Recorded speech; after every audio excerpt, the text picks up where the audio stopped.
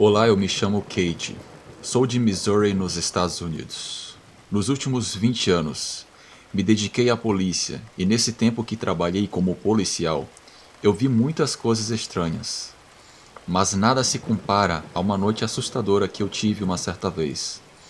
O que eu tenho para relatar aconteceu quando eu era uma criança, quando eu estava visitando meu tio no interior do estado.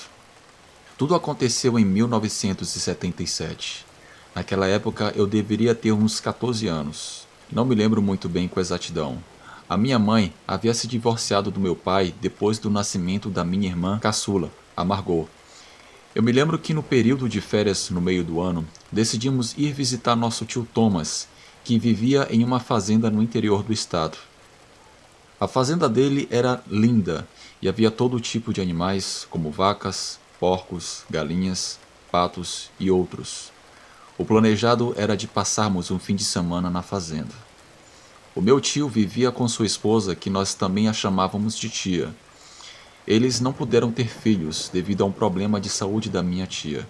Era um casal meio solitário.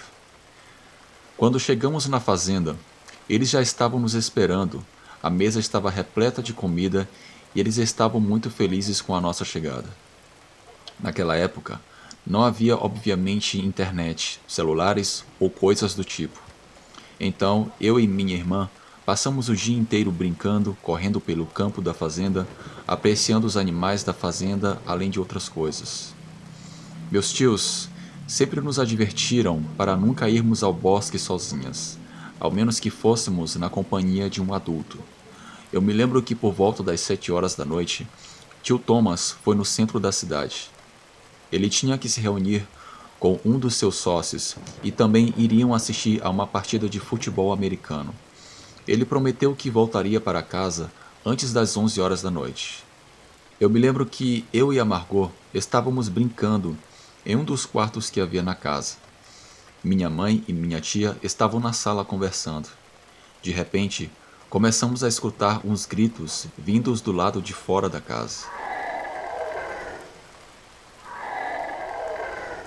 Parecia que esses gritos vinham do bosque. Aquele grito era assustador. Na hora, eu e minha irmã ficamos aterrorizadas. Corremos para a sala onde estava minha tia e a minha mãe, que também escutaram com um certo pavor aqueles gritos. Eu já tinha escutado gritos de ursos e leões das montanhas, mas definitivamente aquilo não era gritos de um animal. Era algo sobrenatural. Todas nós ficamos muito apreensivas.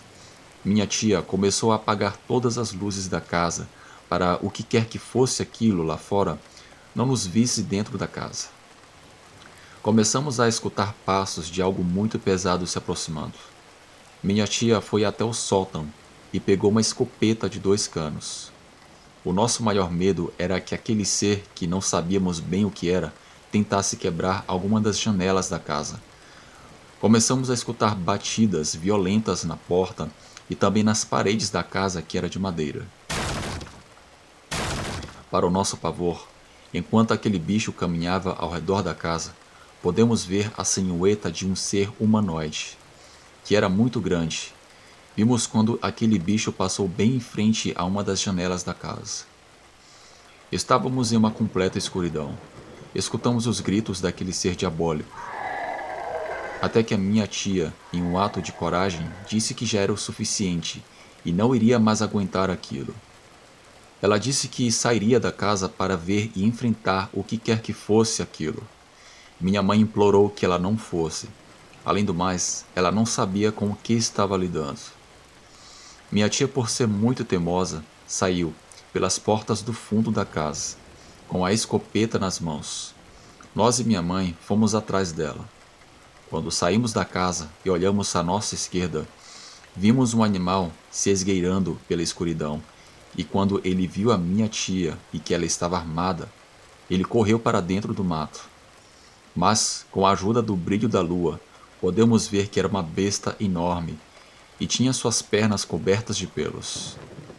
Muitas pessoas que ouviram o meu relato aqui nos Estados Unidos opinam que o que eu vi naquela noite poderia ser o famoso pé grande ou talvez um lobisomem. Quando aquela criatura fugiu, tudo ficou em um completo silêncio assustador e começamos a sentir um fedor insuportável e asqueroso. Um fedor de um animal que havia transpirado muito, algo muito azedo. Entramos na casa de novo. Minha tia telefonou para o tio Thomas e disse o que tinha acontecido.